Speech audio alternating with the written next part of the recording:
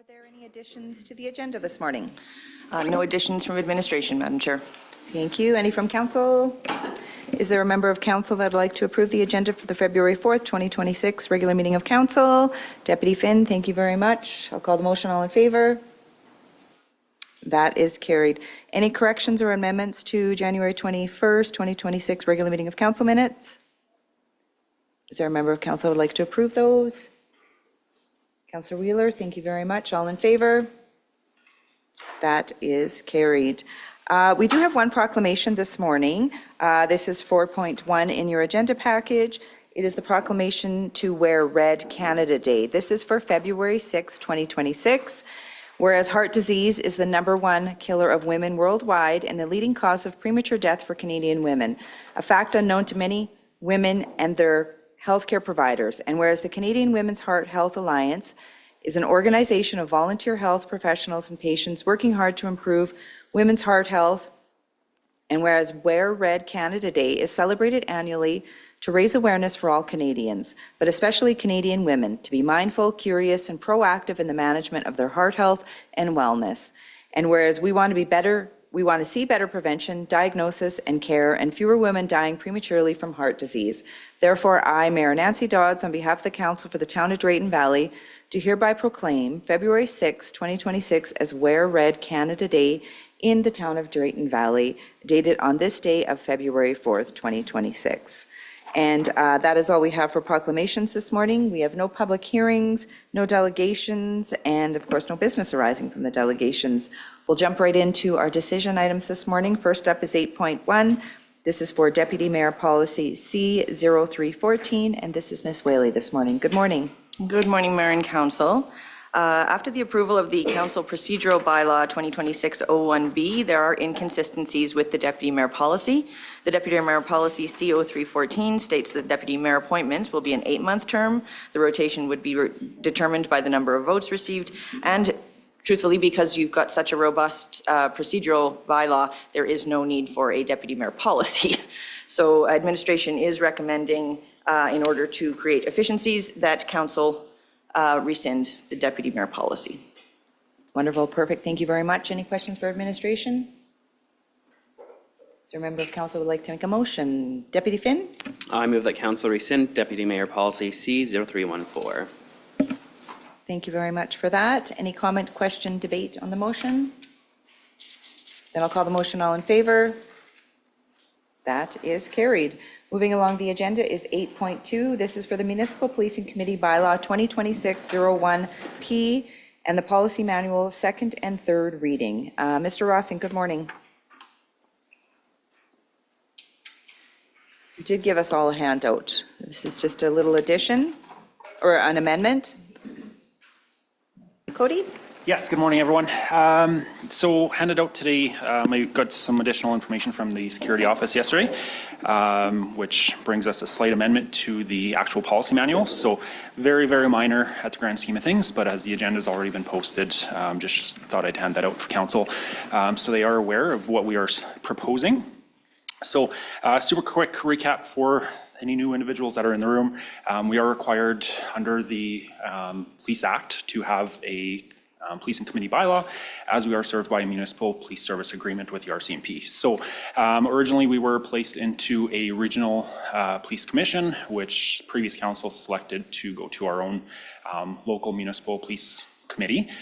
We sought approval from the Minister of Public Safety and Emergency Services, which was granted. So we've now moved forward with getting everything in order so that we can move forward with this committee. So we recently had first reading of the bylaw back, I don't know, January 7th it was.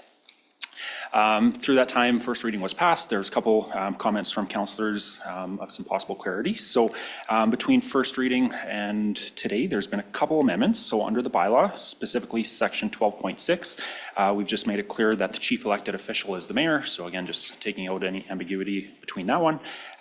In the policy manual, we've added section 5.3.2, which clarifies that if you don't pass a security clearance, you won't be eligible for appointment to the committee.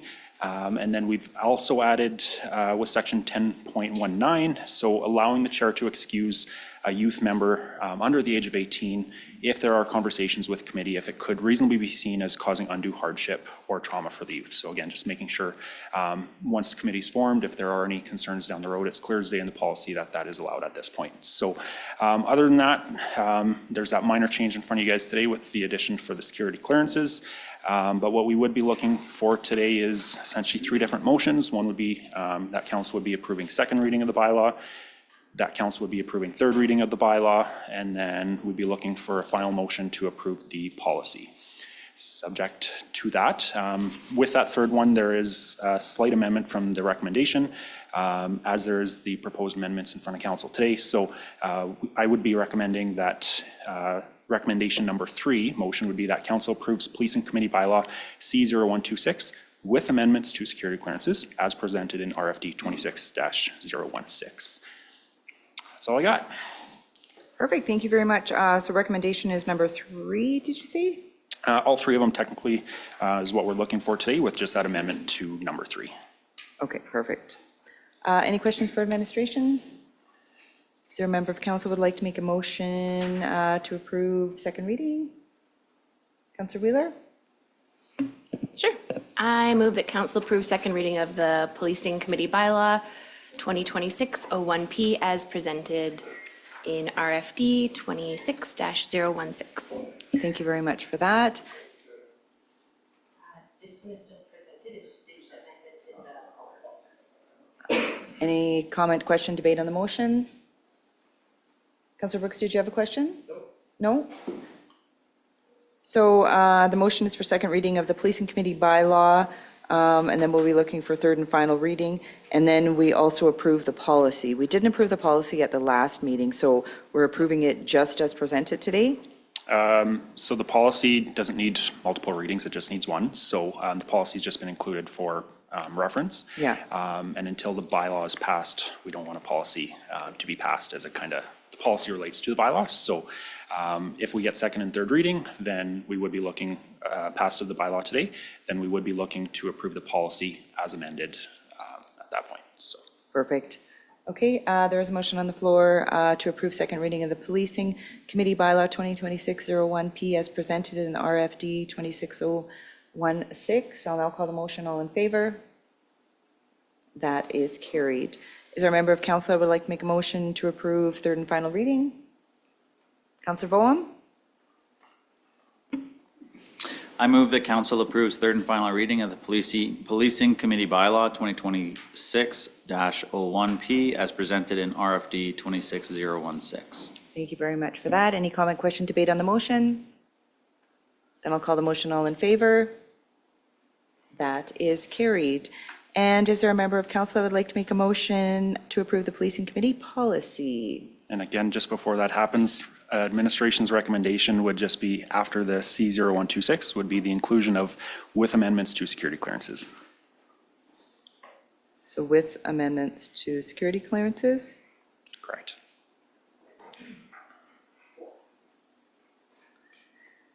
Is there a member of council who would like to make a motion? Councillor Jeffrey? I move that council approves the policing committee policy C0126 as presented in RFD 26-016 with the amendments to the security clearances. Thank you very much for that. Any comment, question, debate on the motion? Then I'll call the motion. All in favor? That is carried. Thank you very much this morning. Moving along is 8.3. This is the snow removal policy amendment T0222. This is Ms. Shelley Terry this morning. Good morning.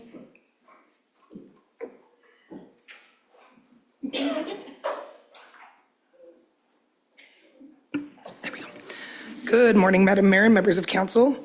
Administration brought forward the snow removal policy on January 14th, 2025 to discuss town's responsibility pertaining to sidewalks and trail snow removal. Following council's discussion, administration was directed to return with additional options based on council's recommendations. Administration would like to highlight that the Community Standard Bylaw 2022-06P, Section 7.1, Snow, Ice, Dirt, and Debris states that the owner or occupant of a property shall maintain any sidewalks adjacent to the property they own or occupy clear of snow, ice, dirt, weeds, leaves, and other obstructions within 48 hours of the time that such snow, ice, dirt, weeds, leaves, or other obstructions are deposited. Additionally, additional discussions are also underway regarding the community standard bylaw appeal process, and these potential changes may support a more robust enforcement service level related to sidewalk snow clearing. However, administration acknowledges the challenges associated with certain areas along 50th Ave and recognizes there may be a need to adjust operations to resume maintenance of sidewalks along 50th Ave West, as well as portions of 50th Street North and South, where the municipality already has areas along these routes that we are responsible for maintaining. Below are three options that I've provided for you guys. Option 1 is resume municipal snow clearing on 50th Ave West and 50th Street North and South. Administration proposes resuming municipal snow removal on sidewalks along 50th Ave West and 50th Street North and South. Preparing precise budget figures is a challenge, as snow removal costs are largely dependent on snowfall accumulation and other number of snow events in a given season. While exact costs cannot be fully determined, administration has prepared the following cost estimate based on available information and current operational assumptions. Each snow removal event would require 2 operators working approximately 2 hours each. 2 sweepers would be required, 1 per operator. Parks estimate this work would occur approximately 20 times per winter season, depending on the snowfall event and sidewalk snow accumulation threshold of 3 centimeters. For 20 events, it would cost the town roughly $6,810.40 per winter season. Option 2 would be to resume municipal snow clearing on 50th Ave West and 50th Street North and South, where parking lot separations are present. Administration presents resuming municipal snow removal on sidewalks segments adjacent or along 50th Ave West and 50th Street North and South, where parking lot separations occur. Again, preparing precise budget figures is a challenge, as snow removal costs are largely dependent on snowfall accumulation and the number of snow events in a given season. While exact costs cannot be fully determined, administration has prepared the following cost estimate based on available information and current operational assumptions. Each snow event would require, again, 2 operators working approximately 2 hours each. 2 units would be required, 1 per operator. Sweeper units. Parks estimate this work would could occur approximately 20 times per season. Administration notes that this option presents operational challenges, as it would require staff to repeatedly transition on and off sidewalks along these routes to address only the separated sections. Due to these inefficiencies, the predicted cost breakdown for this option is the same as option 1.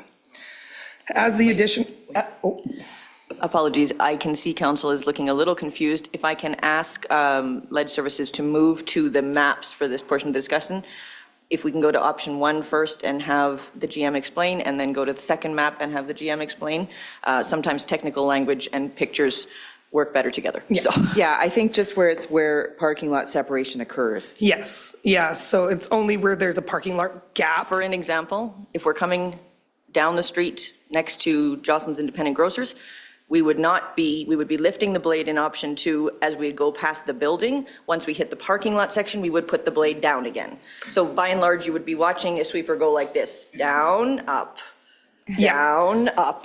So we're still covering the same distance. That's why the cost really isn't going to change. It just makes it a lot more Keeping challenging. the blade down or up. Yeah.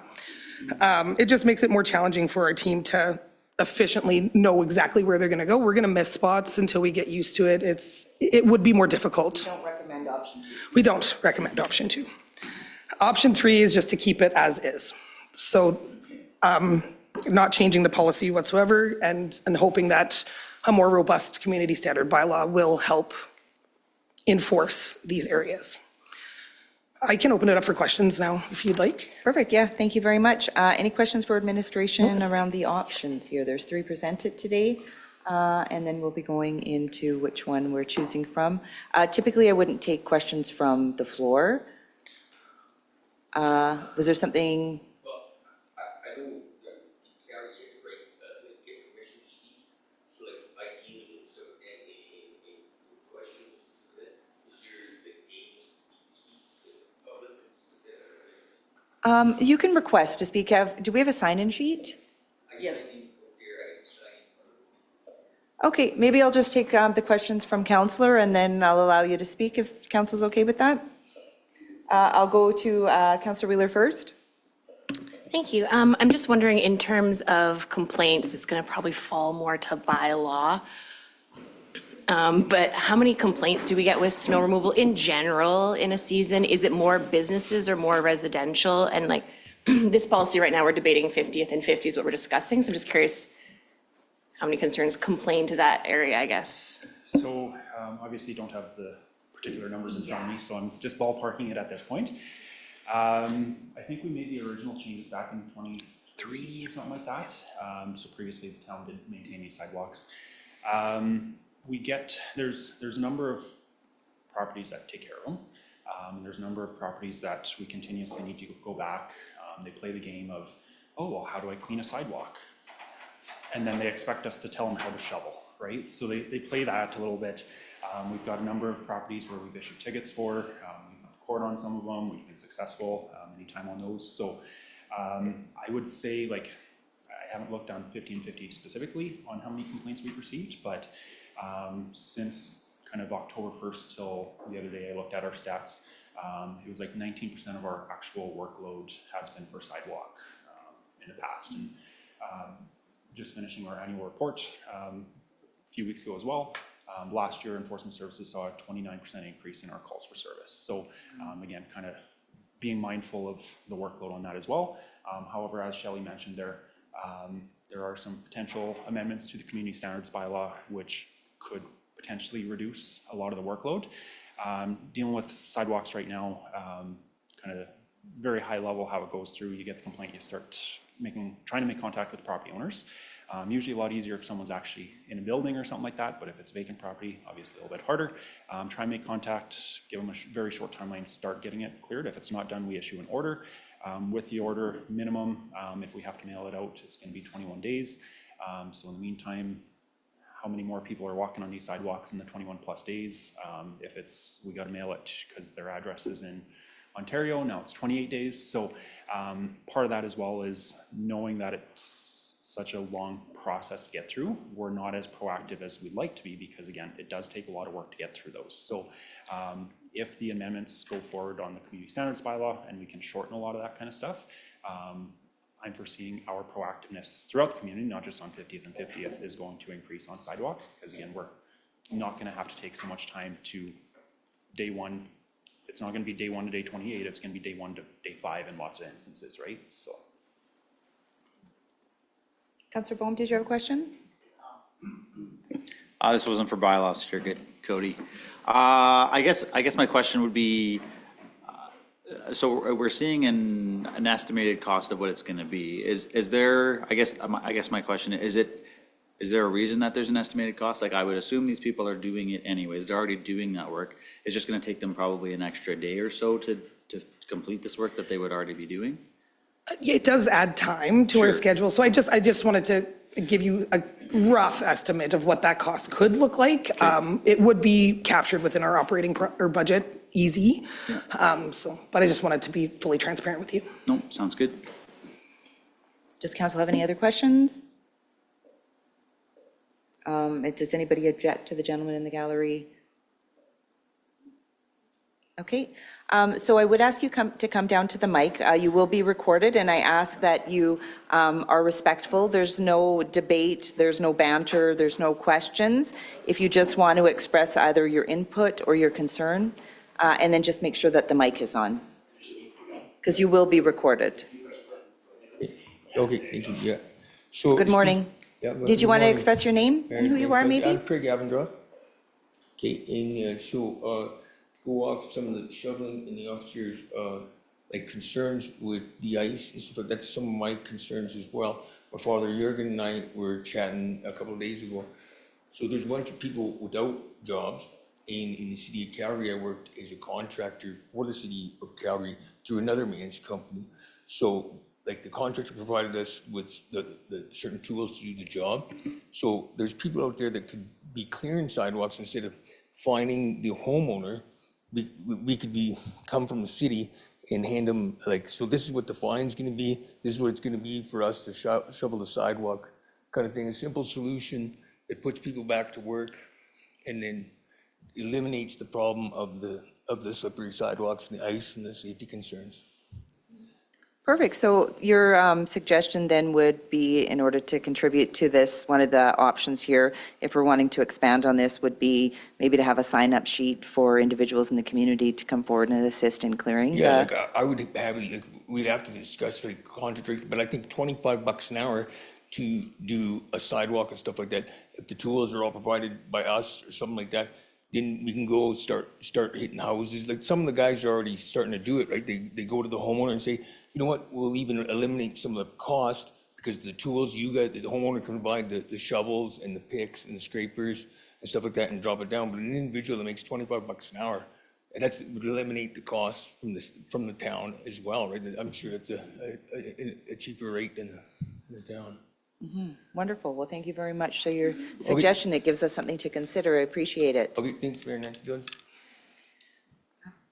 anybody else have any questions? That was a good idea. I know that we have Snow Angels in the community that goes out and helps, and it's always nice that we have members of the community that are wanting to go out and help and to make a few extra bucks for sure, right?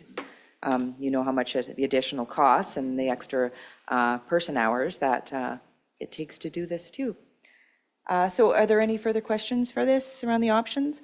Is there a member of council would like to make a motion? Go ahead, Deputy Finn.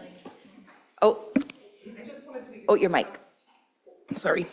I just wanted to make one further comment is enforcing, like doing this year, it will be a challenge for us with the accumulation of ice that's already built up, as well as Cody has been issuing enforcement to a lot of these places, so having to pull that back, I just want you guys to be fully aware that that's going to be administratively, it's going to be a difficult task for us, so, and operationally as well. So I just wanted to give one last comment. Perfect. Thank you very much for that. Deputy Finn? So just further on that then, should we make this effective next season? Okay. Yeah, I would agree with that approach, yes. All right, so I make a motion that council approves option 1 to resume municipal sidewalk snow clearing on 50th Avenue West and 50th Street North and South as outlined in RFD 26020 effective 2020, fall 2026 snow season. So you said option? Option 1. Option 1, okay, perfect. Yeah. Thank you very much for that. Any comment, question, debate on the motion? Go ahead, Councillor Wheeler. Thank you. I understand looking between option 1 and 2 that it makes sense to do it all, but for me, I'm not supportive in general of the town doing it. We're talking about businesses, excuse me. We don't provide that service for any other business in town. They're all required to have snow removal, take care of it. And I'm out and about and do walk a fair bit. And I don't find 50th and 50th Avenue a problem at all. For me, it's much more the residential sections where people are not removing their snow. So I think that we should be enforcing. I think it's important so that everyone has walkable access to the community. And that's where I'd rather see the focus than on the town just picking it up and doing it. So yeah, I'm not supportive of option 1. Thank you for your comment. Any other comment, question, debate? My comment would be that, yeah, I hear what you're saying, Councillor Wheeler. I think, when it comes to enforcement, it's important in the community. There are a lot of residential areas and developments that aren't getting done. That's important to be holding them accountable and enforcing there.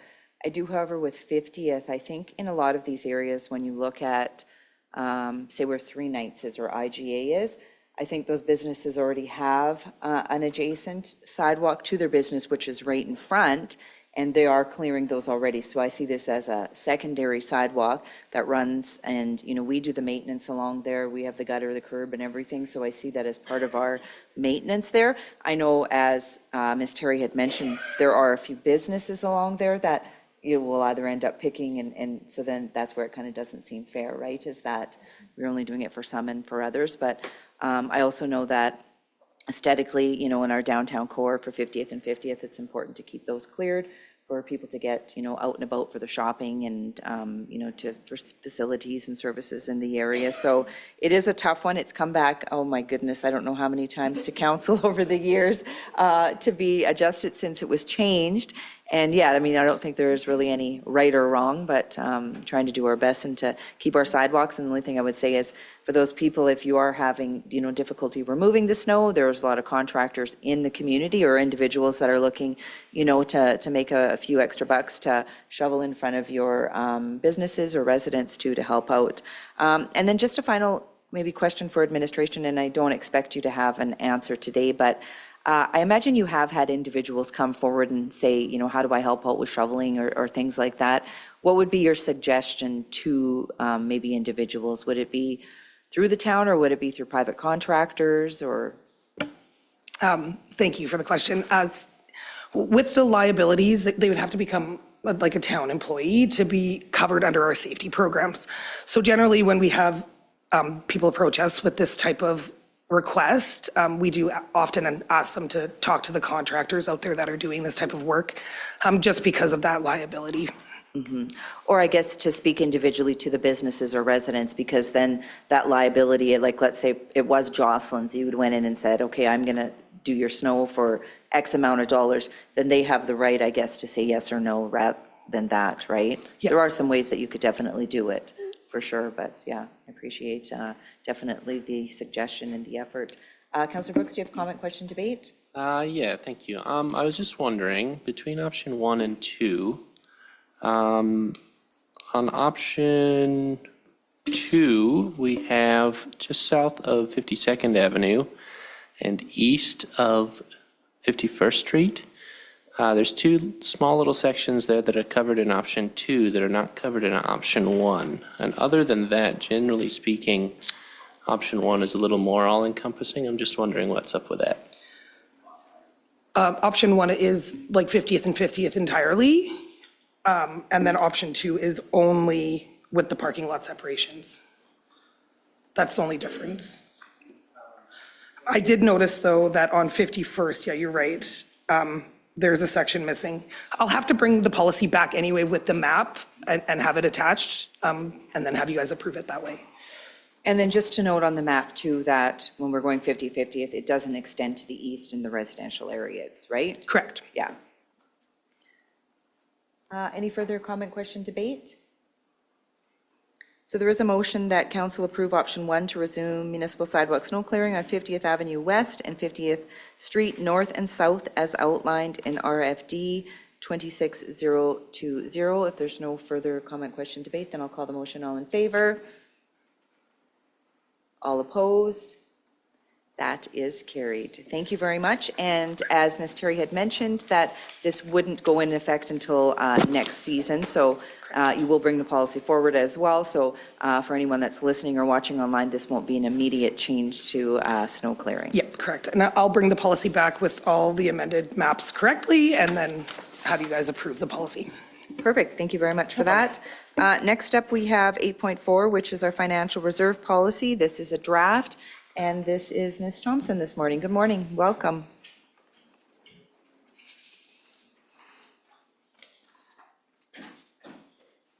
Good morning. Oh, shoot. I'm stuck. It's good to see everyone on this beautiful Wednesday morning. It's too early to hope for spring, but I hope for spring. So I have drafted an updated financial reserve policy. We do have an old one from the 90s.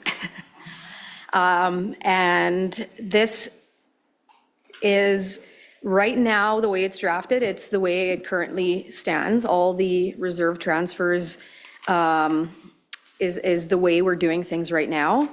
I will, upon strategic planning and perhaps the service level review, bring back some goals for this policy and have, so I guess this is where I was a little bit stuck, because in terms of some of these reserves, we should be putting more away. We've talked about that lots.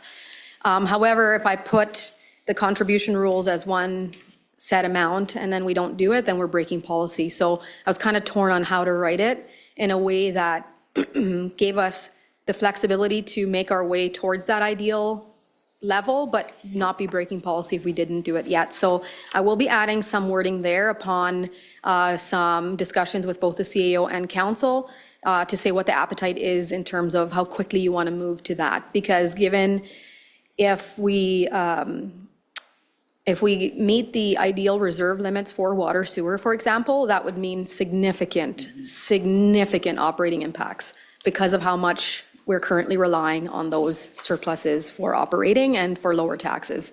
So that's a commitment that I cannot make. It has to be council-driven, and it has to be a commitment that everyone is willing to make. And I think once we do the service level review, it will give council some options as to perhaps what some things would be that you want to lower to increase the reserves, whereas right now it's a little bit vague in that area. So that is kind of my recommendation. We briefly talked about it, so we will get to that. That will make its way into this policy. Of course, we can amend it. But I do think that before I bring this back for the actual approval, I will put some goals in there that doesn't tie us right now to it, but it still shows that that's where we're trying to make it to. So the purpose of this policy is to determine the town of Wright Valley's standing reserves and to define them and their function, sources of income, and eligible expenditures. Future editions of new reserve accounts will be incorporated and maintained in a similar fashion. Council may create new reserve accounts by way of resolution. I'm not going to read everything word for word. I hope that council's had the chance to read them. I do want to read the general statements, and then we'll just quickly highlight some of our main reserves. So the town shall establish and fund financial reserves on an ongoing basis to address future funding requirements, mitigate volatility in operating and capital activities, provide contingency funding, and support identified social and economic needs. All reserves shall be managed prudently and utilized exclusively for council-approved purposes. The town is committed to using asset management principles to guide long-term financial planning and the sustainable funding of its capital infrastructure. The town's goal is to determine regular contributions to financial reserves based on anticipated asset deterioration, service levels, and the replacement needs of tangible capital assets. By aligning reserve funding with asset management planning, the town ensures that resources are available to maintain and replace assets over their useful lives, reducing the risk of sudden infrastructure failures, unplanned borrowing, or service disruptions. All reserve accounts will be established on an individual basis. Although the funds in each account may be consolidated for investment purposes, an individual record of each account and the investment funds in the same shall be maintained. Investment of reserve account funds shall be per the town's investment policy, TF 0296, also needs to be updated, also working on that. Hoping to bring it back for approval at the same time. Any interest earned on investments of reserve account funds shall accrue within the reserve account. This is the major part of what was not established in our previous policy, meaning that a lot of the interest that we're using for operating now will be allocated to the reserve accounts, so it will be taken from the operating and be put towards all these reserves. And so it's good time that we started accounting for less in our operating budget, because that money will now be allocated to each reserve account. So where it is already allocated to capital projects is in those areas where we have government funds that come ahead of the projects being spent on. Those types of deferred revenues where we have the revenue ahead of time, they already earn interest for the project that they're approved for. But this will just expand on that, and all these reserve accounts will be earning interest as time goes on, all depending on what our interest rates are at the time. And council may also, from time to time, establish other reserve accounts for specific needs and requirements, and once those objectives have been met, the reserve account shall be discontinued. I'll skip over the definitions, go straight to council responsibilities. So council will evaluate and approve the financial reserve policy, approve the transfer of funds to and from reserves through the budget process by bylaw or resolution of council, direct the establishment of new reserves or closure or consolidation of existing reserves that are no longer required. Administrative responsibilities include evaluating and providing recommendations to council regarding financial reserves, implementing transfers of funds to and from reserves in accordance with council directions, or decisions, create new reserves or close or consolidate existing reserves as directed, manage reserves in accordance with this policy, provide quarterly reports to council regarding the status and activity of reserves, present in each annual capital and operating budget the transactions necessary to comply with this policy and to maintain reserves at a minimum required balance. And then the standing reserve, so these now will get into our actual reserves. I also realized that the numbering is off, so I'm going to have to get our formatting queen to help me out on this policy.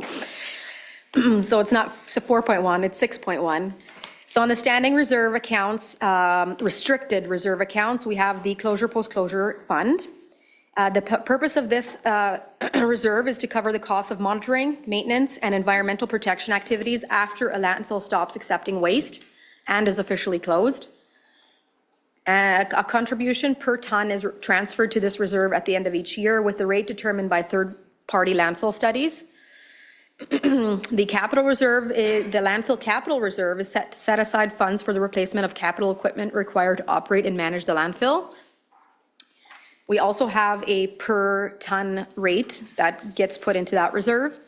And then the third landfill reserve is the airspace. This reserve is established to set aside funds for the construction of new landfill cells once the currently permitted airspace has been fully utilized.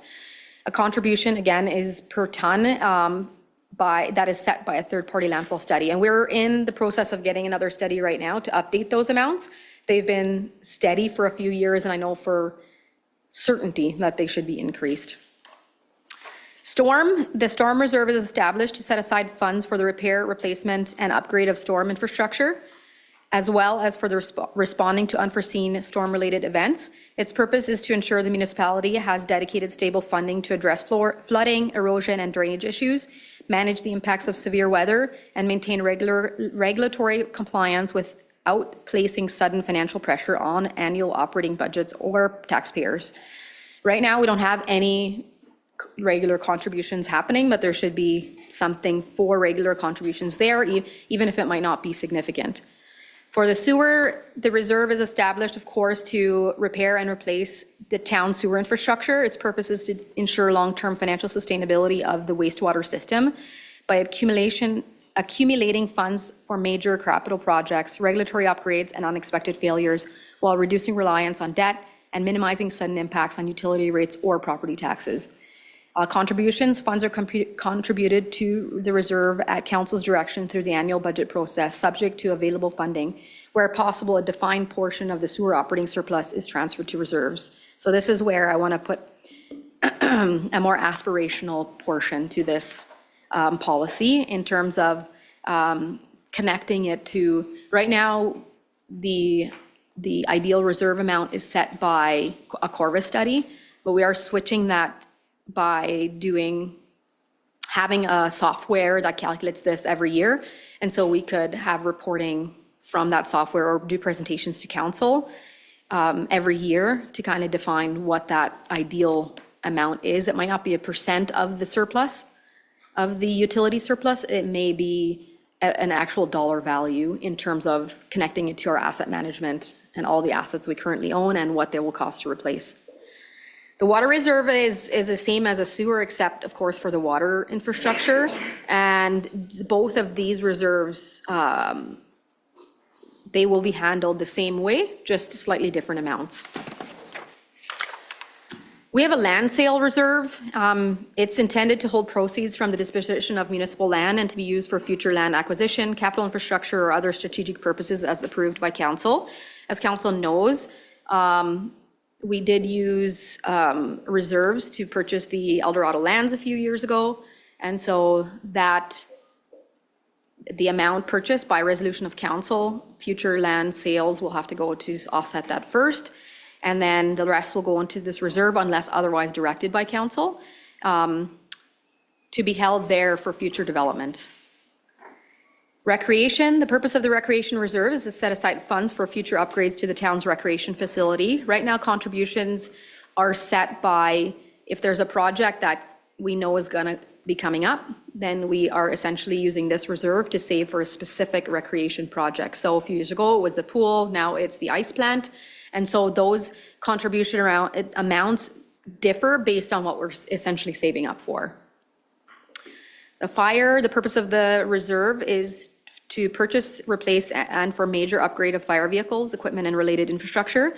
Its purpose is to ensure that the fire department has the necessary resources to maintain operational readiness and respond effectively to emergencies while promoting long-term financial planning and reducing reliance on unplanned borrowing. The revenue generated from fire deployments is contributed to this reserve. Additionally, funds may be contributed at council's direction to prepare for the acquisition of new capital equipment when future purchases are anticipated. Community Safety Fund is established to provide dedicated funding for initiatives that enhance public safety within the community. Its purpose is to support programs, equipment, infrastructure, and other measures that prevent crime, respond to emergencies, and promote the overall safety and well-being of residents. Projects approved by the Safety Committee and Council may be funded from this reserve. All revenues generated from the Travis program are deposited into this fund. Any questions so far? Yes? Go ahead, Councillor Clark. Councillor Clark? So just to back up to the landfill airspace, so I guess the question is so are we looking at putting something in place whereby regardless of the pace at which it's being, that particular cell is being filled, that we will have sufficient funds to 100% fund the construction of a new cell? Is that what we're aiming for, or is it just a percentage of that? Yeah, it's so the airspace, once the airspace is used up in one cell, it should fund the build of a new cell. Right, so regardless if it's filled up in a year or 10 years, we should have sufficient funds. Yeah, because it's per ton. Yeah. The idea is yes, but it does depend. There's always been enough money to date, but it also depends on, unfortunately, with compaction, it can vary how quickly airspace is filled up. And so what we're seeing with our current cell is that we thought we had, Shelley will know better, but I thought we had 5 to 7 years, and it ended up needing to be rebuilt with under 5 years. Yes. So that's when it's all based on estimates. So technically, yes, doesn't always work out that the funding is exactly correct. But it also means that we need to be more current on our estimates as well. Yeah. And unfortunately, that's an area where we have to rely on experts. And so the unfortunate truth is that anytime we want them to give us new estimates, it's going to cost us money. And so that's kind of the tug of war that we play constantly. But we are in the process of getting updated amounts, and it will increase what we're putting away per ton. But short answer, very long answer, yes. Okay, and then the second question I have here is just sewer and water, I think naturally just come through utilities. Now storm, would that be through just general taxation, or is that through utilities? Right now, it is general taxation. We don't have any specific fee or revenue generated from a user. Right now, it's not set up that way, but it could potentially be set up that way, where it would fund itself in the future. I do see your hand up. I won't take continual questions just from the floor, just because we're in decision items right now. So I could give you a piece of paper if you want to write maybe some notes down or some questions down, and I could take it after. Do you have? Yeah, if you want to just maybe write some notes or some questions, and I'll grab them from you when we're done the decision items.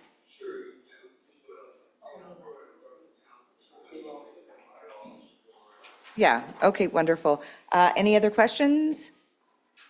Okay, if we want to keep moving along. Would you like me to keep going through them in this detail, or do you just have some questions on perhaps? You can all read, I trust. Yeah, I might be valuable. What is everyone thinking? So we were on the Community Safety yeah. Fund. How many more are there? So affordable housing is the next There's one. not that many. I mean, maybe just a. Yeah, I'll make comments on them. I just won't maybe read just them, but I'll make yeah, comments on them. just a couple comments Okay. we'll go through. So the Affordable Housing Reserve, so the story on this reserve and how it came to be is, as best as I can interpret, is back in 2005, 6 maybe. The town applied for capital funding to build, to buy the Urbanata and renovate it And then we did get, I believe we got some more grant funds to build Cadence Court, but I can't quite remember. And that had to be done through the municipality. The municipality had to apply for that grant, and that's how we came to own our affordable housing units. At that time, after all was said and done, there was a bit of a surplus remaining from the grant funds. It went straight into reserve. Then ongoing from that, any revenue that was generated after all was said and done, the management companies were paid, any repairs, anything like that, utilities, debt payments, everything was said and done, was put into this reserve. Many years saw contributions to this reserve. Some saw withdrawals because, things fluctuate. Then in the last 5 years, or no, maybe not 5, in the last 4 years, we've seen only withdrawals. So because at council's direction, it was not to impact the taxpayer, what has been happening is that instead of having a tax impact at the end of the year, we've been pulling out of reserve and essentially putting that reserve into a negative to make sure that the net impact did not impact the taxpayer. That needs to change, obviously. Doesn't change the purpose of this reserve. There needs to be a reserve because we do have unexpected expenditures, but in years when we have 4 years in a row of unexpected expenditures, it does get to a point where there just isn't reserves left. So essentially, the reserves are there to fund anything that isn't expected in a given year. The education reserve was set up in 2019 or 20 when the education program first started, and it was set up because we had council directed some funds towards the program, and then we had some contributions by donors. And so the donations were put in a reserve and used last before, so we used the funds allocated by council first and then donations. And so there was funds that carried over year, and then we had some bigger sponsorships a few years ago when we did a fundraiser. And so that was all put there. Then I believe last year was the first year where instead of committing taxpayer dollars to this, we started pulling from reserves to fund this program. So now the reserves are being used up to fund the TAB program. Snow and ice, we set that up a few years ago. I think this is now our 3rd year with this reserve. And we wanted to make sure that we didn't have very big overages or underages from unexpected weather events. So in a year, the very first year we set this up, we actually saved a lot of money on snow removal, and we were able to put a bunch of money into this reserve. And then in the last 2 years, we have been pulling from this reserve. So perfect example why it's necessary to have a reserve like this. Perpetual care, we charge a small fee on every transaction at the cemetery, and that goes into reserve, and it's supposed to essentially earn enough interest over its lifetime to pay for the maintenance of a cemetery once that cemetery no longer brings in any revenue. And then other capital reserves, this is where in 2022, council committed 1.25% of tax revenues to be contributed to this reserve. And that is not for a specific capital project, just capital in general. And then we have a capital fund, which is just where our projects that have been, where the funds have been approved, but they don't happen in a single given year. Funds move into this just as a waiting period. And once they've been spent, then it comes out of that. And then the last couple are unrestricted reserve accounts. Those are our contingency accounts. And so we have a operating and a capital contingency accounts. Right now, the limits are set at $500,000 for the operating and $1 million for the capital. And so when you pull from it, then you make the contributions back until you build it back up. So for a perfect example was our wildfire. So it cost us, I can't remember the exact amount, $750,000, I believe. Yeah. And so we pulled from this reserve to cover that deficit that first year, and then we've been paying it back over 3 years. So that's what the contingencies are for, is for unexpected events, and so that we don't have to significantly increase taxes the next year. And the capital, same purpose except for capital failures. And we have not used this since I've started, so which is great. So the other item that we want to build into this reserve is how to treat the unexpected surpluses that may happen. So we've had surpluses the last couple of years where we budgeted for a surplus of, let's say, 2 million, and we've had 2.5 million. What happens to that extra 500,000?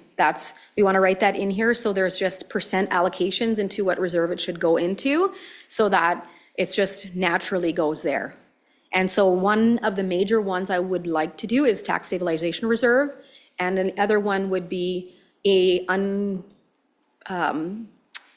essentially an unrestricted surplus account, just to hold if there's a deficit in a different year to offset, because otherwise, if we don't have that, then council's required to tax a deficit in that following year, and that's a terrible position to be in, and we should always prepare for that. So those are the two reserves that for sure the surpluses should go into, but potentially we could look at distributing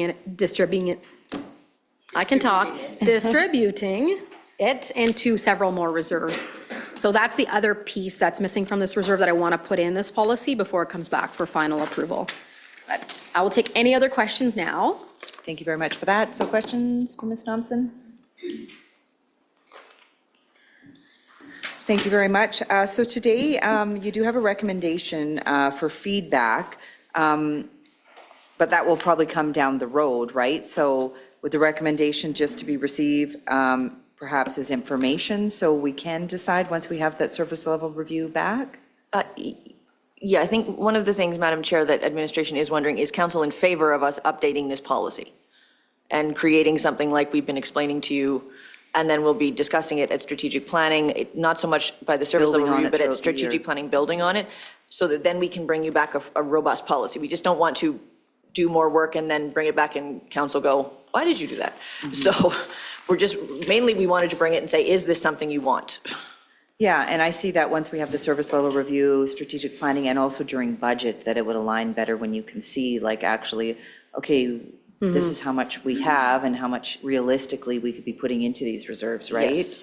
Helps, but right now, because you're kind of just guessing. So, I mean, if you have no more feedback and no more questions, then it's just simply to receive the information provided by administration on financial reserves for information. Okay, so what is everyone's thoughts? Is this something that we want to see built over the year and as suggested? Is there a member of council who would like to make a motion to receive this information? And then, as suggested, we would build on throughout the year after strategic planning, service level, and during budget too. So it'd be kind of a working document this year, I think this would, our policy. Madam Chair, policy would be coming back probably right after strategic planning as a policy and for approval, and then we can amend it based on things like the service level review. The problem is our current reserve policy is radically out of date. So Yeah. we can amend the policy going forward, but let's update it fairly quickly. And then amend it along the way. Yes. Okay, is there a member of council who would like to make a motion?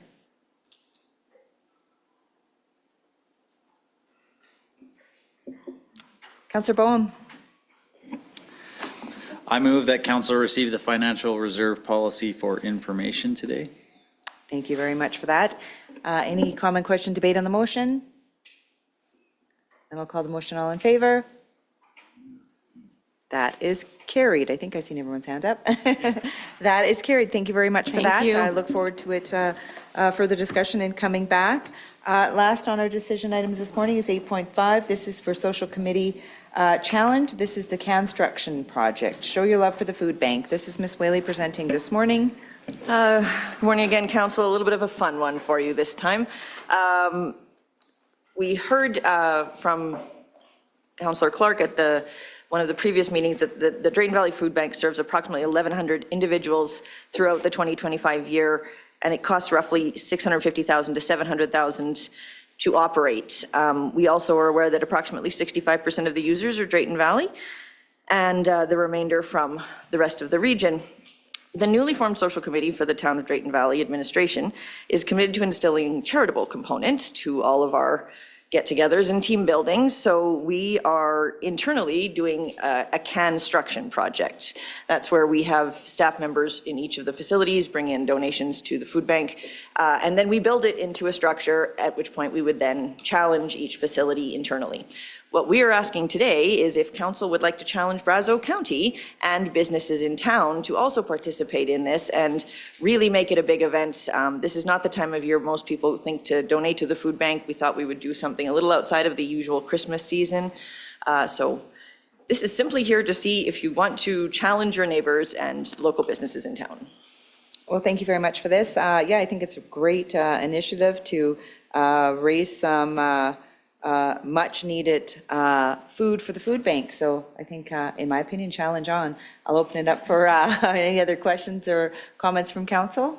Go ahead, Councillor Wheeler. Do you get, as each group, do you get to buy your own stuff and then you build it with your stuff? Or everything comes in and you get a bunch of stuff and you got to build something with a bunch of stuff? No, so in the case of the Civic Center, the staff in the Civic Center would bring in donations. Yeah. And we would build out of our donations. In the case of the water plant, they would do their own, and so. I think council should do their own. Well, we would provide council chambers for your building space for you.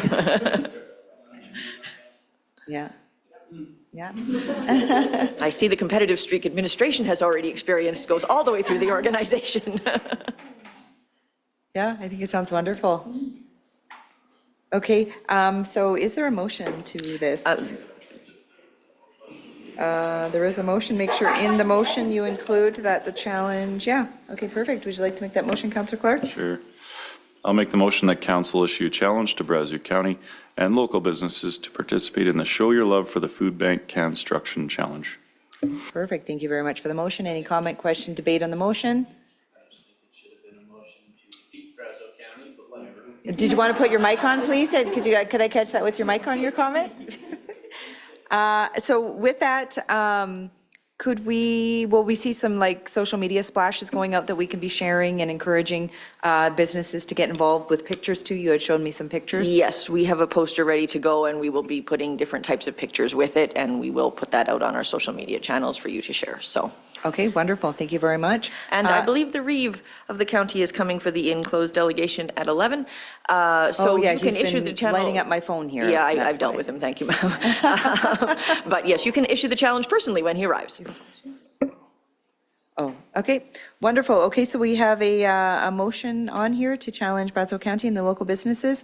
Like I said, it's an exciting initiative to show our love to the local food bank. So there's a motion on the floor. I'll now call it all in favor. That is carried. And then that wraps up our decision items, and I'm sorry, I didn't hear you. Okay. My hearing. Okay, that wraps up our decision items. We will be moving into closed session. Maybe what I'll do is I'll run through the council reports quickly, and then I'll call a quick break. We'll come back for roundtable and then move into close. What time do we have our first delegation coming? 11 a.m. But we can do the other ones as well. Yeah, they Start can working be through. handled whenever. Okay, perfect. So Councillor Wheeler, you're up first. Thank you. Sustainability Committee met, and we are working through our food cyclers. So there was the program that the town did with the composting bins, is what most people called them. And so we're going to send out a survey to people who did receive those bins to see if they're still using them, how much is still diverting from the landfill, which is our biggest focus. And then we're going to start talking a bit more about the POUR program, which is the water rebate right now. If you buy a water efficient product, then you can get a rebate on your utility bill. And so we're talking about, do we need to update that program or make changes? We do a draw once every year for an extra credit, and we should be doing that right away. So yeah, that will be coming forward. And other than that, besides our council meetings, I did have a meeting with, the tours is what it was. So we went on tour with EPAC and got to see their facility and the work that they do. And I think it's really neat to see in our community. It's the one thing that I remember very first time I was on council, I was so shocked at how many groups actually do things in our community that I didn't know about. And so I think it's wonderful that, council was able to tour there and see the potential, as well as Cause for Critters. We deal with the animal rescues when our bylaw has to deal with picking up animals and stuff. So there's a lot of pieces of work that the town is involved in that doesn't necessarily just mean our admin right off the bat. So I'm very thankful to everyone who's out there helping the town. So, thank you. Thank you very much for your report. Councillor Jeffrey. Morning. So yes, just in the last period of time, I had the opportunity to join the Board of Directors, members of Brazeau Housing, to meet with MLA Boychenko, to encourage him to work on future grant requests, et cetera. So we'll see, he's been given some tasks. I'll report on those as those happen.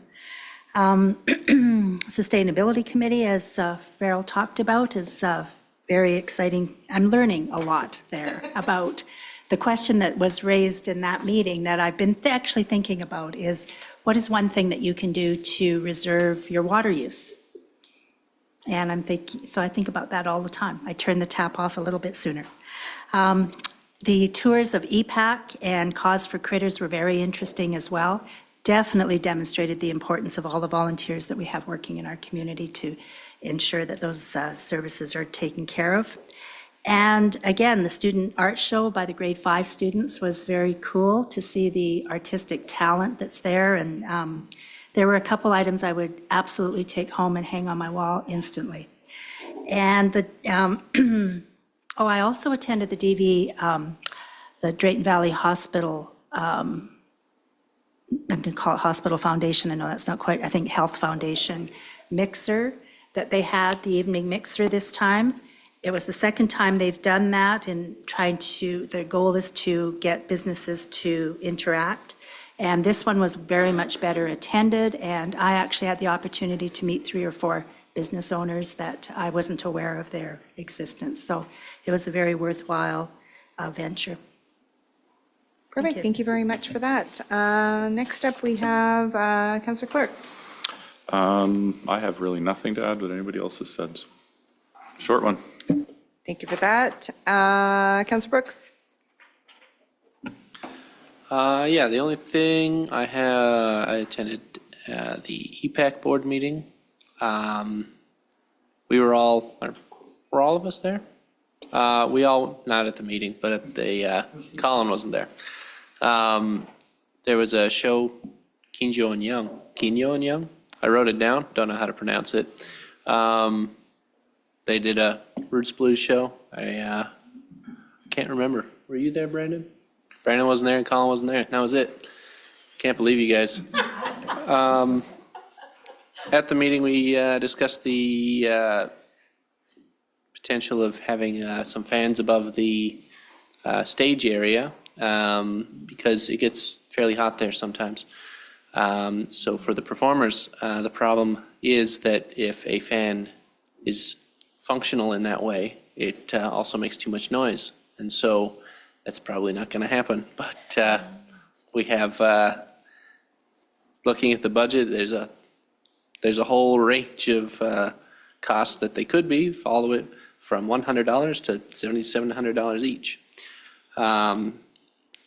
There was not only do they have to be quiet, but they have to be able to hang higher than the lights, but below the pipes. And it's just, the whole thing's a little bit of a mess. So I don't know if that's going to happen. But they have, so they've contacted Quest Theater to put on a children's show as on May 14th. As I understand, the funds for that are carried over from last year. There was a donor last year that couldn't do it because of what was happening around that time. Teacher strike, that's right. That's what they talked about.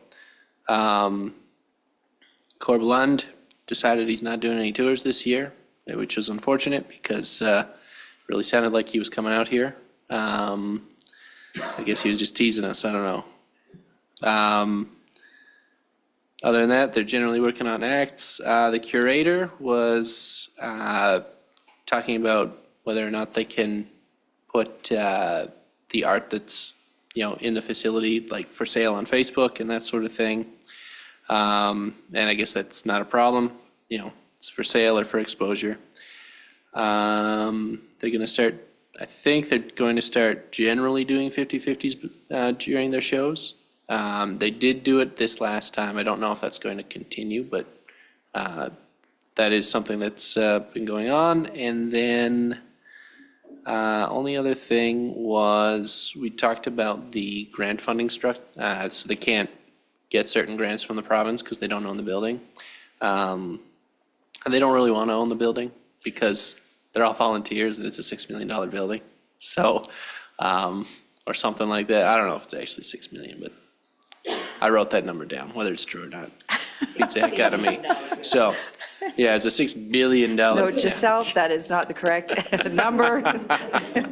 Anyway, the public. generally speaking, it's a big building. Volunteers don't want to own it. So, other than that, that's all I have for that board meeting. Perfect, thank you very much. Councillor Bowen. Thank you, Madam Mayor. Yeah, so over the last 2 weeks here since last council, one of the things that I went to was the Drayton Valley Business Support Network. They were hosting a meeting at the Mitch's Restaurant in town, and it was absolutely jam-packed, which was cool. There was a lot of, for the most part, there were some people that were even standing only, and so it was really cool to see the support that Drayton Valley is giving towards that. Had a pretty good speaker come out from Saskatchewan and just talk about pivoting a little bit sometimes and how that's necessary in small towns and small areas to pivot so that we can offer things that maybe are usually only available in cities and so forth. So it's cool to hear. Definitely looking forward to seeing what else they have going forward and what that's going to kind of entail for Drayton Valley. Outside of that, there was a Yellowhead Regional Library Board meeting on the Monday of January 26th. That was kind of a bit more, again, of an orientation for a lot of alternatives and other board members. It was interesting to say the least. There's a fairly big board there, so I think 27 people were sitting in the building and then another 30 or so online. So it's a fairly big board, but kind of cool to see what's going on with that.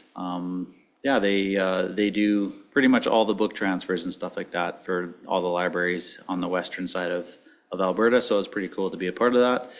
The 27th, we did the 2 tours to the EPAC Center and Cause for Critters, and that was enlightening and something to be able to see, so that was kind of interesting and definitely some questions coming forth from those 2 tours. And then, yeah, went to the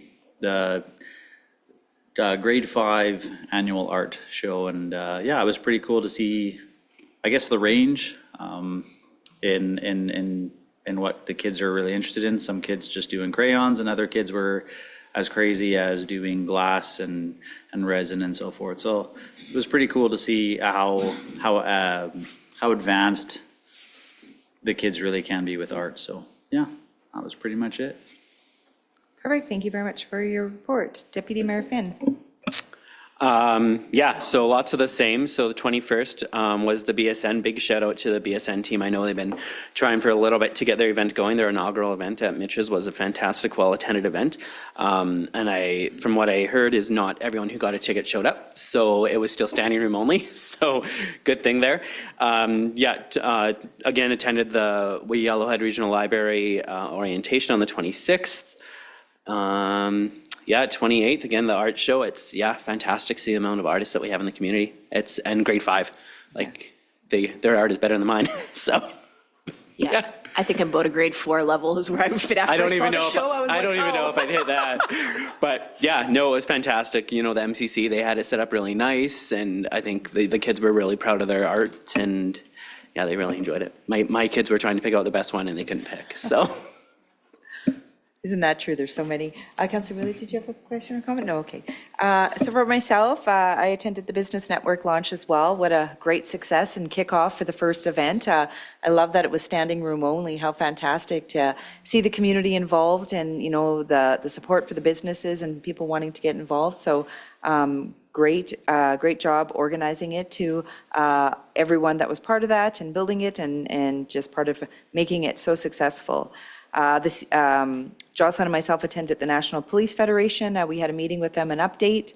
I can send those information sheets to council just to kind of give you an update on what's happening at the national level and how they're advocating for the RCMP and the changes that'll be coming forward in 2032 or 33, perhaps federally. So we'll see what happens there. I had a meeting with Primary Care Health. This was a pre-meeting. I'd met with a couple facilitators as well as Alberta Health Services. just in regards to a few things, as well as prep for the mayor's task force. So they came in and facilitated that last meeting at the task force, and I think that it was successful. We set some goals, some vision, and looked at maybe what the priorities going forward would be, what the purpose of the committee is. I think that the committee, particularly the members at large, really enjoyed it, and it gave them kind of more insight to what the purpose of the committee is for and what their role can be in the community. We do have a lot of experts around the table, so it helps them understand what their roles are, what the role of the municipality is, and what we want to do and what we can do. So I think that the next meeting will be setting, taking a look at the terms of reference again, what we heard, and then setting the direction for the priorities for that task force. So that was great. I had a meeting with Regional Healthcare. That's the provincial regional advisory committee that I sit on. They had divided Alberta into the regions, and this was a call out for individuals to sit on the regions throughout the province and represent their area or their community and advocate for the issues, the challenges, and be that voice. So I was appointed there for the term of 1 year, and now we've set, it's been a bit slow moving. You had to go through orientation and training and sign all sorts of NDAs and everything like that with the province, and bios and all of that. So I can just imagine when it comes to the municipal policing that I was looking at, that I don't want to be involved in or appointed to. Maybe some other councils would love to take that on. But yeah, so I'm excited to continue the work on that and do some consultation in our community and really start to push some things up. I also have had a couple mid-sized mayors towns meetings as well. We're setting up a date again to meet with the premier, municipal affairs, and a few MLAs just to drive up more discussions around infrastructure funding, additionally setting that as a priority for the new year, as well as I attended the Grade 5 Art Show. And again, everybody else has been talking about how fantastic it is, and every year I'm blown away. This was their 7th annual. They did have a change of the venue, so it was nice just to mix things up. Typically they're at the CETC, but a little change of things at the MCC there. And yeah, fantastic. Like you said, Deputy Finn, you can't pick a favorite. There's just so many. You come around a corner and you're like, wow, like amazing. So great job to all the students, great job to the teachers, and some of the parents that helped a little bit with some of those projects. There was some cutting and saws I could see for sure with some of the woodworking. So good job, everybody. I had a meeting with County Councillor Gunderson yesterday or on Monday, just talking about, maybe getting the 2nd annual golf tournament going again, what those sponsorships and what it would look like this year to get going for July. So early discussions, I'll talk a little bit more with council about what that looks like. County is in favor of that. Yesterday, Deputy Finn and myself had a meeting with Stollery. It was just an update on the funds that were raised from last year's. They were one of the recipients for the funds that we raised for the golf tournament. So very interesting to hear that where the funds go, what they're doing. They're looking at building a whole new facility. That won't happen for quite a few years, 5 to 10 years out, but they'll have a separate facility outside of the U of A that will just be specific for children there. So that's a fantastic project that you'll start to see come to fruition with fundraising and sponsorships over the next coming years, as well as we had asked the question about, specifically if there was something that our dollars had gone to, and she had said no, that it goes to the whole umbrella. Sometimes there's projects, sometimes there's something in a wing that's happening with kids, but I know one of the questions that came in the community was, it wasn't a local fundraiser, and I just want the community to know that it was local, because when you hear the numbers of the kids, the youth, the babies that are accessing Stollery's and the families that are utilizing that service is just like outstanding. When I heard, I think it was something like 1,600 people are frequenting there a year, and then there's something like 300 kids that are staying. Like the numbers are a lot. So Drayton Valley in our area does utilize. So it is a local charity in that sense, because it's something that we desperately need and rely on as parents and community members. So they're doing a great job there, and keep up the great work. So that's it for council reports. And does anybody else have any questions or comments on council reports? Is there a member of council who would like to make a motion to accept them as information? Deputy Finn? I make a motion to accept council reports as information. Perfect, thank you very much for that. I'll call the motion. All in favor? That is carried. We will have a 10-minute break. We'll come back. We'll jump into roundtable discussions, go through our information items, and then move into closed session.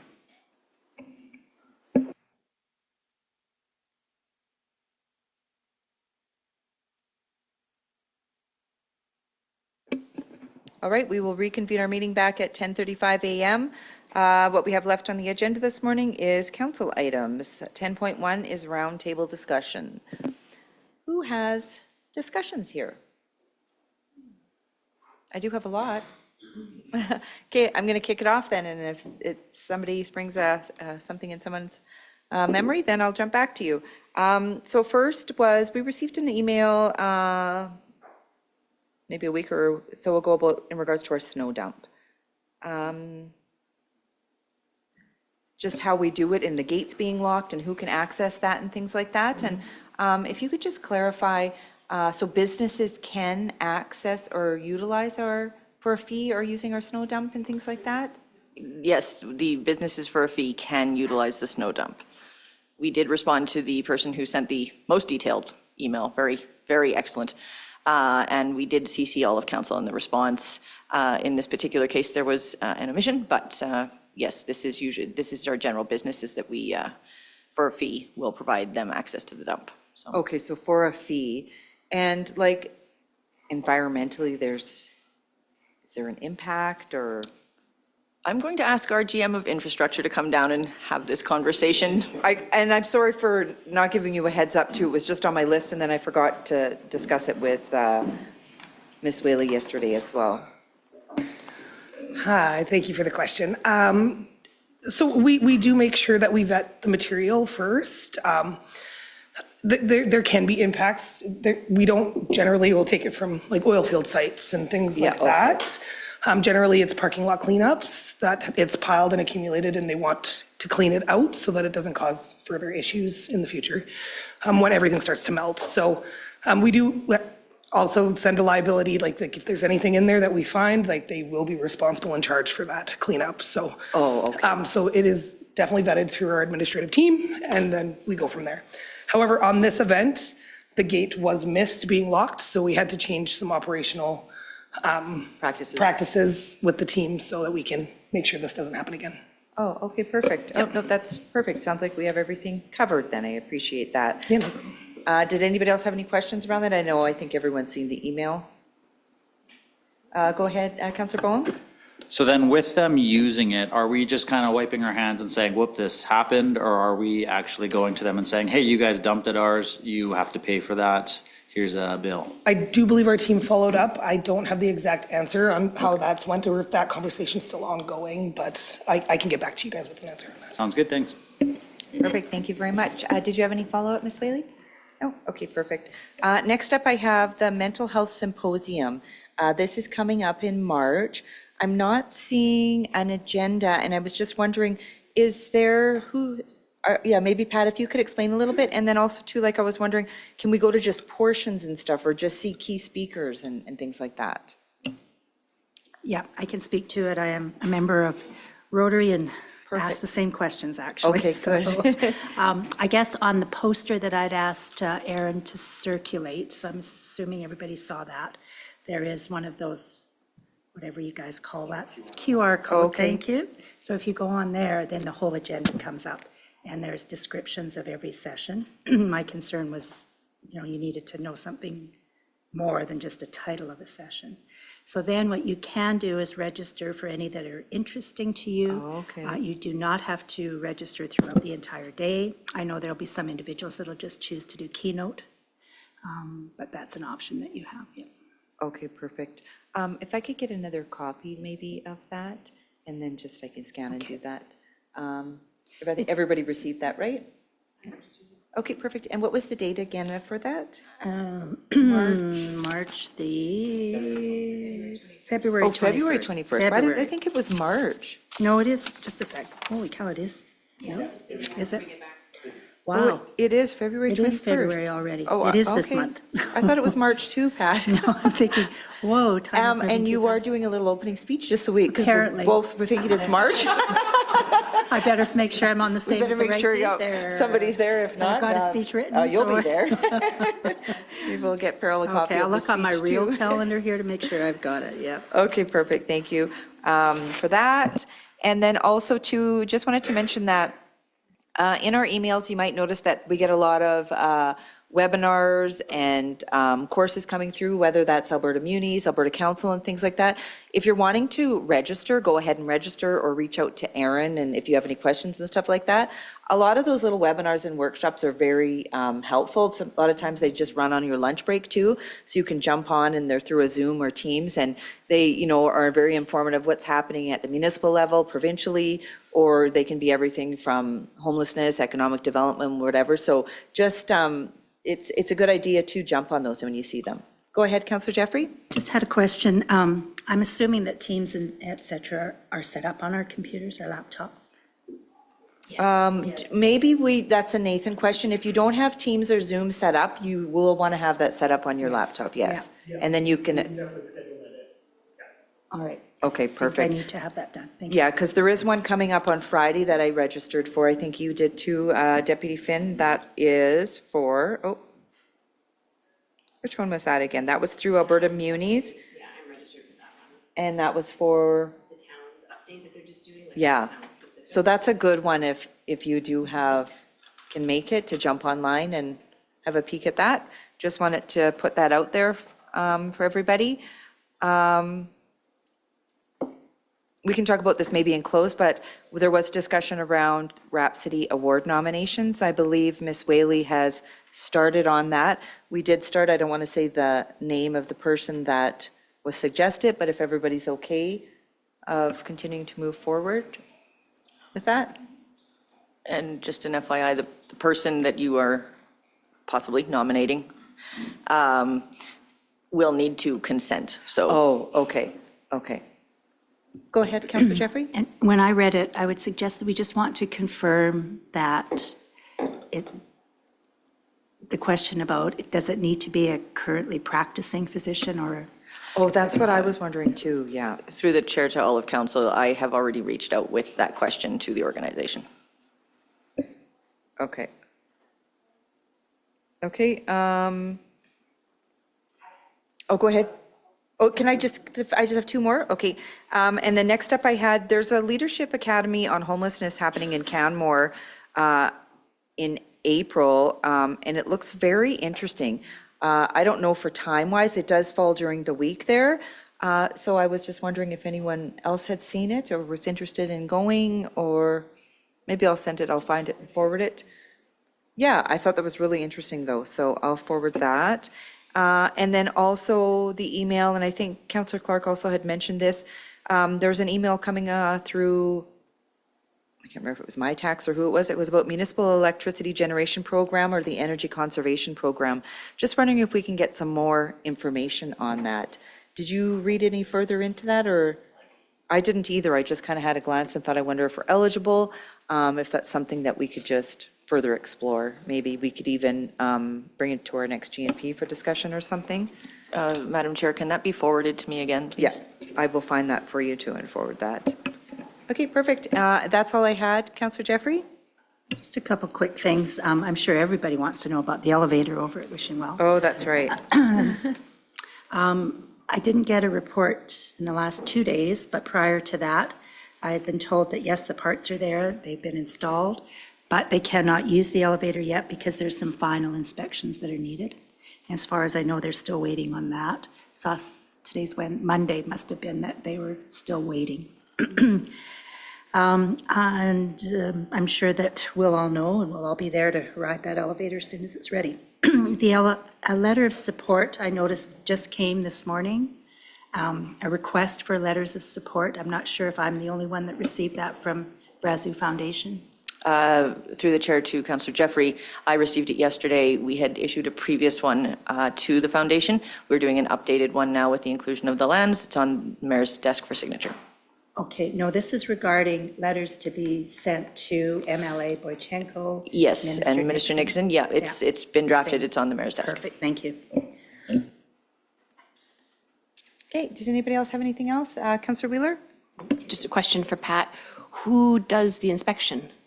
Like, who are you waiting on to do the elevator inspection? So I can answer that one. So because I operate an elevator, I just looked at it. It's the Alberta Elevating Devices and Amusement Rides Safety Association. So they do all of like the carnivals, like all the fairs and stuff, and you can't get authorization until it's authorized because there's been massive repairs. They have to verify, and it can take time to get the inspectors out. So you have annual inspections, and you can't operate it until that initial, because it's been down for so long. It is time consuming, though. It's. Did you have anything else, Carol? Yeah, go ahead. So I attended the webinar that Alberta Munis put on for the extended producer responsibility, and they talked about the new changes are coming out this fall, and it includes kind of collections for recyclable materials, and it's actually really cool because they're standardizing it across the province, so what can actually be collected in your recycling bag. That way they can use the entire province as a resource for all the pieces being the same that they can buy and sell and trade. So it sounds really good, but they were talking about some of the fees being covered for that. And so I wasn't sure if there's been any communications in terms of like that the municipality has received in terms of anything changing. If not, they had 3 different presenters on the panel, and I asked, like, the presentation will be on there, but we can get it and then reach out to them and just see, because they were talking about all the municipalities have signed on, or 90% of them. There's a few littler ones that haven't, but that their collections will be covered if you sign on, because it's part of the whole program. The people at the beginning who are producing the product pay for the recycling and collection of it after, in a sense. So whenever you buy your cereal box, it has a 0.002 penny in there that goes towards the recycling of it at the end. So that I'm wondering if we might not have to be paying quite as much for collections. So we'll look into it, but yeah. I believe we do have a presentation at our next GNP from Sunny and. A landfill 101, yeah, for sure, and maybe he'll have some information. Yeah, that's the presentation at GMP is more landfill. We'll pull background information for yours, Councillor Wheeler. Yeah, we'll check, thank you. Okay, Councillor Brooks, did you have Yeah, thank some you. items? And yeah, I just have one, it's just a concern that's, since we were talking about the snow removal anyway, if you look at your map on page 86 or 87 or 88 or whatever, we were talking about sidewalk snow, and this is just a roadway, so it's on 50th A Street. It's almost as north as you can go, or it might be as north as you can Okay, go. sorry, what, you're on page 80? 86 or 7 or 8. 86 or 87? All of them would work. Okay. And where are you at? So at the very top of the map, 50th A Street. So it's 50th Street. So it's just, so at the end of that road, there's an elderly resident that lives up there. He gets somebody to come in and do his driveway, and that's fine. I'm not asking to change anything like that. But the thing is, he'll get snowed in, he'll hire somebody to come and clear his driveway, which is fairly long, but they come in with a, skid steer, Bobcat. They clear the driveway, and then he still can't get out because his road is so low priority. So sometimes he's kind of trapped in there, sort of. So I was just wondering, I'm not suggesting that we move him up to a Schedule A. He's currently a Schedule C. But if we could move him like to a B or something like that, is kind of what I'm suggesting. But I don't know if there's any appetite for that from council, but if we could bring that to like a GMP or something like that, update our snow removal schedule. Thank you very much for that. My only concern with that is if we moved this gentleman up to a B or an A, then we're moving up every woman and man to a B or an A. That's my only thing, is how do you, that's my only comment. I don't know if anyone else has any comments or questions. Go ahead, Councillor Wheeler. I guess I would just ask for, like, you brought it forward, and ask for administration's feedback on that, whether they think it is feasible, doable, what's changed, how it compares to other things. I think it's good to look at stuff. We're having an area that has trouble, and then see Maybe from this is a there. Miss Terry. Yeah. You know where he's kind of, okay, perfect. Okay. Yeah, perfect. Okay, thank you. Does anybody else have anything else? No? Okay, perfect. So that's it for our roundtable discussions. We have 3 information items this morning. The first up is 11.1, the letter that you're seeing there from Municipal Affairs, as well as 11.2, Minister of Advanced Education letter. In that letter is an acknowledgement that they'd like to meet with us. I had spoke to Ms. Whaley on Tuesday and just asked if we could just maybe send a follow-up email saying that we look forward to the meeting and look forward to expected dates coming forward with that. And then finally, we have 11.3 is Brazeau Foundation meeting minutes for the November 20th, 2025 meeting. Is there a member of council that'd like to receive this information?